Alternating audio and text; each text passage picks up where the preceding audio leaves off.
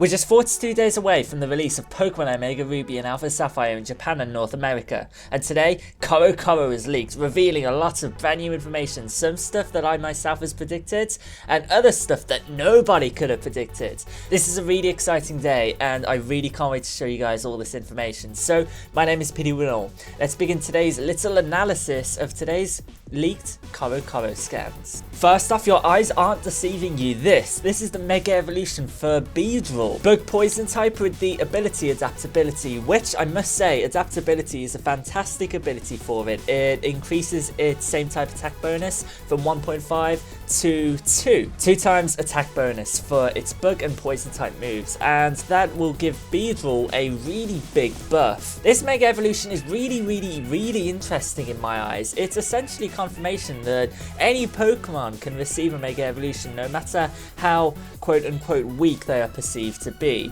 I'm really happy that Beedrill's received a Mega Evolution. I actually really like its design. It's not over designed or anything. It's still pretty simple. It just looks more sleek and just overall more badass, and I really like it. However, this is just the tip of the iceberg. This news isn't even the most exciting news, so let's continue discussing the Corocoro scan. Next up is a Pokemon that I thought has deserved a Mega Evolution ever since the concept has been introduced, because I think Mega Evolution should also increase the stats of Pokemon that, I don't know, tend to struggle just a tiny bit.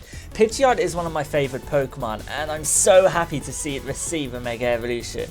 Mega Pidgeot is normal flying type with the ability No Guard, which you guys might be questioning its viability. No Guard is going to mean that every single attack hits, whether it's from a foe or whether it's by Mega Pidgeot itself. And right now, Pidgeot doesn't really have the best move pool to utilize that. However, the one attack that this is really useful for is Hurricane, a fantastic attack that only has 70% accuracy. Now, it's really interesting because Hurricane is a special orientated attack, and does this mean that Mega Pidgeot is going to receive a boost to its special attack? I'm currently unsure, but once again, I really like its design. It's, again, not over designed. It's not like Mega Sharpedo. A lot of people complained about Mega Sharpedo, complaining that it was too over designed with too many yellow scars and stuff like that. I personally didn't mind it. I thought the lore behind it was actually really interesting.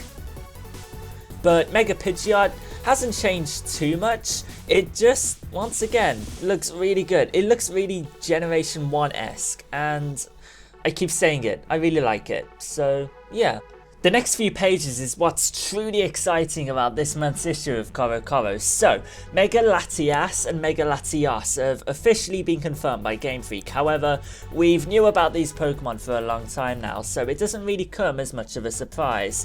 Latias is going to be in Pokemon Omega Ruby, and Latias is going to be in Pokemon Alpha Sapphire. However, there's going to be a distribution in a couple of months of the Eon ticket. You might remember that ticket from the original Pokemon Ruby and Sapphire. That means Latias is going to be available in Omega Ruby, and Latias is going to be made available in Alpha Sapphire. I can't wait for that distribution, but again, that's not the most exciting thing about this. We've knew about Mega Latias and Mega Latias for a long time now. What's exciting is you're going to be able to fly in the skies of Hoenn to battle and capture every single pre-Generation 6 legendary Pokemon. The dark cloud over the sky on the official Hoenn map, I presume this is exactly what it was hinting at. Now, you can see plenty of screenshots on the screen of what this looks like, and oh my god, the overworld to Hoenn looks so beautiful, and I can't wait to explore everywhere in this game to try and find every single legendary Pokemon. This is so exciting. This isn't the only page that featured screenshots and details of this, so let's jump to the next page.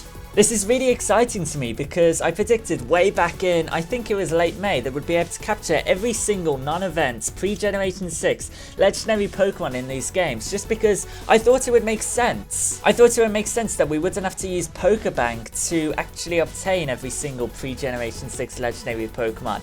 And Game Freak have delivered. Game Freak have not disappointed. Now, on this page, there's a lot more screenshots featuring flying around Hoenn on Mega Latias or Mega Latias. The overworld once again looks quite simply beautiful, and there's also screenshots that feature you flying into these mysterious clouds. This mysterious cloud that once again featured on the official artwork, the official Hoenn map. And it's just so cool to me that this was all predetermined. Game Freak had planned this from the very start and featured it on the map.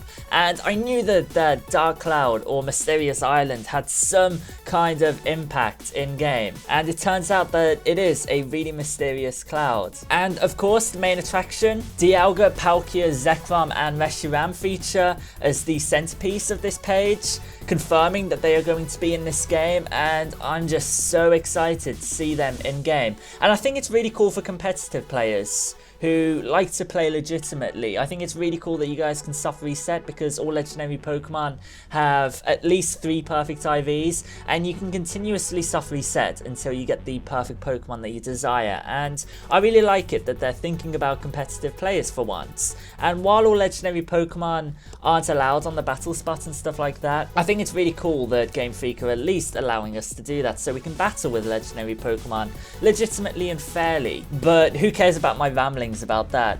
The main attraction to all this is the fantastic screenshots on this page, and of course that centerpiece with the legendary Pokemon. Being able to fly around Hoenn on Mega Latias or Mega Latias, that's so awesome. The overworld looks fantastic, and I really just can't wait to see the brand new trailer that's going to be coming up, featuring all this gameplay and stuff like that. And of course, I can't wait just to have these games in my hand. Little over a month now, which is fantastic. I went to talk very briefly about the last 2 pages that have been leaked, as I've already spoke about them, or they just simply don't apply to us in the West. This first page features more just information about the demo and stuff like that that's going to be available in a couple of days, and it's totally relevant to us, so yeah, really doesn't matter. The next page I've already discussed with you guys briefly, that we're going to be able to receive the Eon ticket in-game in a couple of months, I think, via distribution. That means Latias and Latias is going to be available in the corresponding game that they don't feature in. And there's a couple of screenshots that are, I don't know, pretty interesting, seeing the Pokemon Center for the first time. And yeah, that's pretty much it for Corocoro this month, at least most probably.